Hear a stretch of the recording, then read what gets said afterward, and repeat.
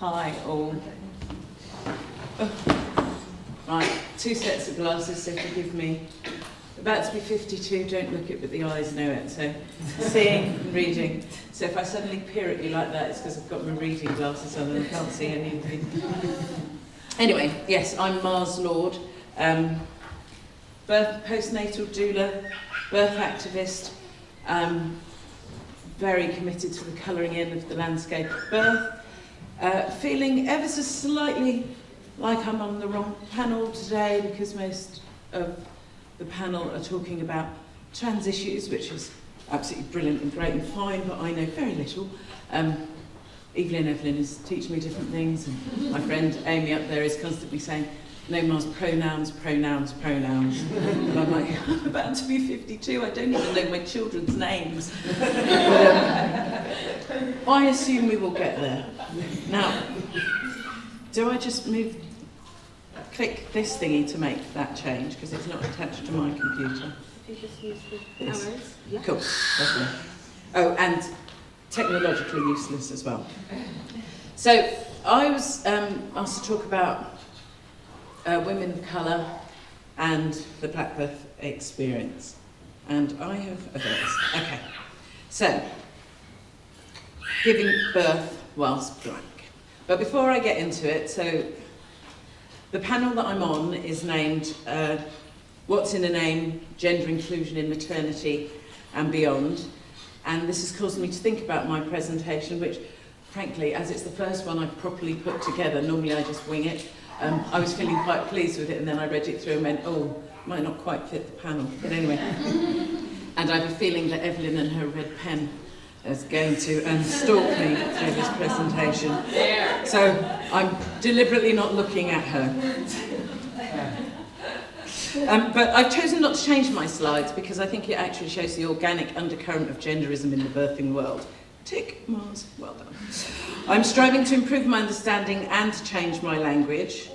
But today I want to talk about the Embrace report of 2018, which is, as far as I know, doesn't actually include any separate statistics for the variance of gender in reporting of black and Asian women and disparities in the maternal morbidity rates. So that's why it says woman, women throughout my slides, because that's what's in the Embrace study. I will attempt to remind myself to use the word people. I'm mostly good at that now, I think. Anyway, diversity or inclusion, when we're the seasoning, not the chips. So there's a lovely Asian singer called Riz Ahmed, and he has, there's a short interview, I think it's with Trevor Noah, such a cutie. And he says that representation is absolutely fundamental. We all want to be seen and heard, but diversity sounds like an added extra, the fries and not the burger. If we're included, we're the seasoning in the burger, not the chips on the side. We're an integral, not an optional extra. Whether we're talking about issues of colour, ethnicity, race, or gender, I'm sure that, I hope you will all agree that we're not an optional extra. I was listening to a panel of artistic directors, because I'm a total theatre hall, and one of the artistic directors said, we all have our own ordinary, and we all live with lots of different ordinaries, and it's collecting the ordinaries together. So what seems like an ordinary way of living and the world responding to me might not be the same ordinary that you experience. But we need to be sure to bring our ordinaries together so that this extraordinary is just ordinary for all of us. So, what's in a name? My name is Mars Lord. Mars is the red planet. Evelyn and her pen again. It's associated with war and thunder. Black women are dying. You get my red hot passion, you get my war on the disparities, and you get my thunder because we've tried gentle rain and we're still dying. Within the birth world, there's a lot of talk about kindness and niceness in the way that we talk about birth and the way that we talk about ethnic disparities, about the fact that black women are 5 times more likely to die in childbirth than white women. But when you're black and you talk about these things, you get told to be kind.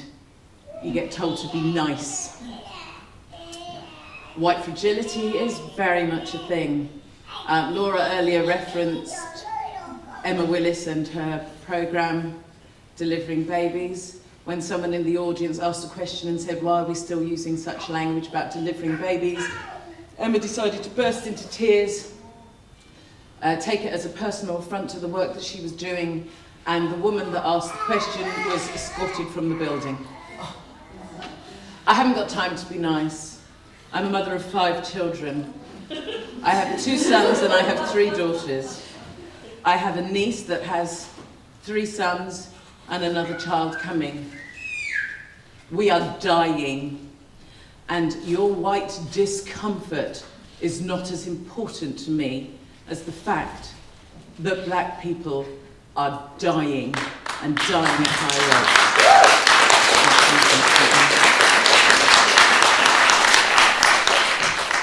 So what's in a name? Black, Asian, minority, ethnic, woman, person of colour, black. I am unapologetically black. I love black. I'm quite happy to be called black. But there are black women, black people who would prefer to be called women of colour.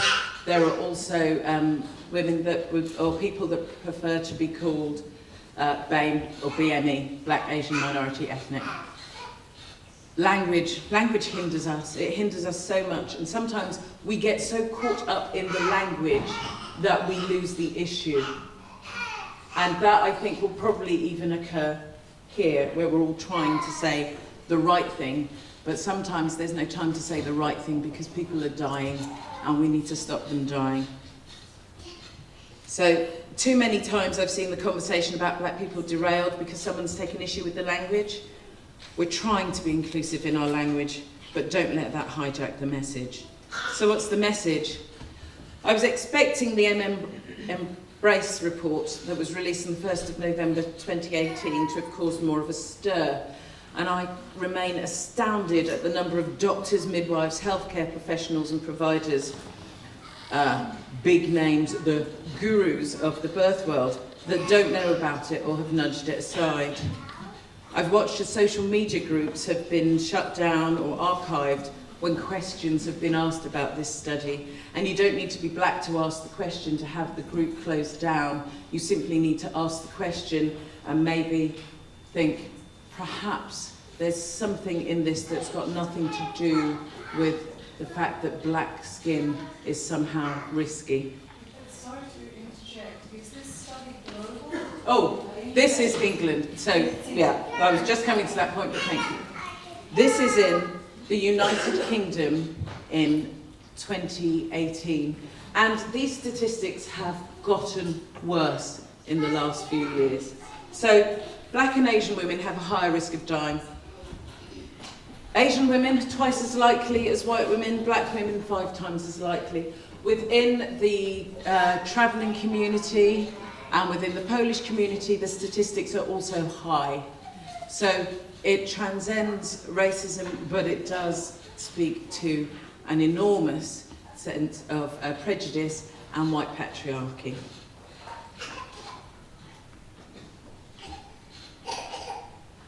Genetics.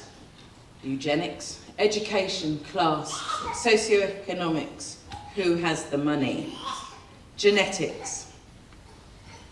Let's think about genetics. When we talk about genetics, what we're asking actually, so people say, Mars, why is it that these are the statistics? Is it a genetic thing? When we talk about genetics, what we're asking actually is, are black bodies inferior to white bodies?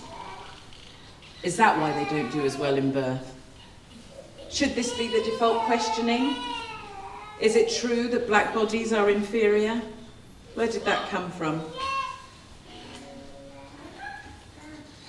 What does it say when you blame black bodies? Most of the studies that talk about black maternal morbidity rates seem to come from the States. There are not many that I know about in the UK. There's King's, so down here, is starting to look at studies, starting to look at this, create some studies.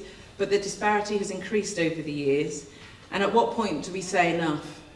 What we're learning is that black women who are born, black people who are born in Africa or the Caribbean, have actually better rates than those born within the UK or within the States. So maybe, perhaps, you're getting a small idea as to what's going on. Education. Is it because black women don't attend the classes, Mars? So what? Are we illiterate? Perhaps we lack the understanding needed when it comes to birthing our babies. Let's not worry about the fact that actually we, if you are black and brown, are the majority of the globe. Clearly we're all just a little bit stupid. I hear tales of white students that go to the African continent or the Asian continent to teach experienced midwives and doctors how it should be done. Is there an assumption that because they're in a developing country or within a developing continent that is full of many countries? Seriously, if one more white person asks me, describes Africa to me as a country, you may all have to bail me out.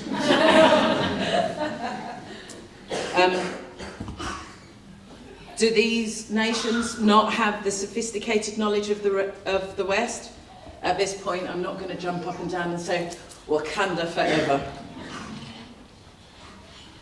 Do only white middle-class women access education? And if so, why so? Who's the information written for? What does the imagery look like? This is why I'm committed to colouring in the landscape of birth. Because it's great that you all have lovely, gorgeous, pink, little rounded babies, but none of mine were little rounded, pink little babies. Mine were quite brown, except for the youngest one, who my ex-husband is white, who stayed white for quite a long time. Fortunately, took him on holiday, fed him loads of chicken, and got nice and dull. So my white baby eventually became my brown baby. But if only white middle-class women access education, particularly birth education, what attracts them? What's the language? Yeah, we're back to language. What is the norm? White is the norm. And the vast majority of the images in the media, in literature, etc., are white. One should not be surprised that it doesn't touch black women. If black women aren't coming into the classes, then maybe the classes need to be restructured. Maybe run by black people. And when I say that, I don't mean written by white people and given to black people to take out to black people. So perhaps sometimes, instead of waiting for them to come in, we need to go out. Socioeconomics. It's all about the money, money, money. Social standing. Apparently money can buy you the best care, the best doctors, and situate you in the best hospitals, etc. But I'm sure by now that some of you, most of you, will have heard Serena Williams' birth story. How she nearly died when doctors refused to listen to her. They found 3 blood clots in her lungs. Olympia may well have had no mother today had Serena not been able to make them listen to her. She's arguably one of the most famous black women on the planet, and I'm guessing that she's got a bob or two and is able to access the best care. But what if she wasn't Serena Williams? And actually what's scary is the fact that she is Serena Williams, and she has all of that money. She's an articulate, intelligent woman. She speaks many different languages. I'm still learning how much of the English language I need to learn for myself. But she wasn't listened to. Oh dear, someone's going to run over. So, does money lessen the risks? What are the resources? Is this worth spending money on? Want to hear a story? Quick story then, as time is running out, and I still have a lot to say. I had this isn't the story that I've got on the slide, but you can, in the paperwork that comes out afterwards, her story is there. I had a black woman phone me. Mars, I've been to the doctor 5 times, and I've been fitting since I've had my baby. And every time I go to the doctor tells me it's stress. What shall I do? How many times have you been to the doctor? 5 times. And I said, tell the doctor that you no longer wish to be one of their statistics. you no longer wish to be one of those women who's 5 times more likely to die within the perinatal period, and ask the doctor what the doctor's going to do to prevent you being that. Did you know that our babies are 203% more likely to die within the first year of life than white babies? 203%. If this was white women, if this were white babies, white people with their white babies, do you not think there'd be an outcry? Do we not see the rising outcry against knife crime now that a white girl has been stabbed? When violence has been in our society for a long time. But it's all right, because it's just black people. And actually, if white people feel uncomfortable with the fact that it's black people that are dying because they don't want to cry because someone said to them, maybe your system is racist, it's fine. It's just black people. Oops. So let's move on then. This shouldn't be a silent tragedy. We need voices to join us. Black women are dying and there's no time for tears. Do our lives matter? But Mars, all lives matter. But Mars, all parents matter. If I don't matter, if my children's lives don't matter, if the lives of their children don't matter, then no lives matter. Do not use the word all unless what you actually mean is all. We're dying. You can step up or step off, but I am over the white birth world gurus, the loud voices in the white birth world that say, I don't know anybody black to talk to or ask. Not being funny, hardly shy, I'm all over the place. But it's not just me. There are black people who have been saying this and championing this for ages, and I'm going to say something that might make you hate me, but frankly, I almost don't care. I appreciate and totally understand the need for gender-inclusive language, but I'm going to say this. I am sick and tired of being pushed to the back of the queue again. In the words of my mate Amy, this ain't fucking pie. It's not you take a piece and there's no pieces left for anyone else. Black people are dying, and within the transgender movement, or within the transgender world, my apologies, you are far more at risk if you are a transgender person of colour. So it matters. I'm over the death thing. Stop it. Step up, talk with us, walk with us, or maybe sometimes sit the fuck down and let those of us that know what we're talking about talk. Thank you.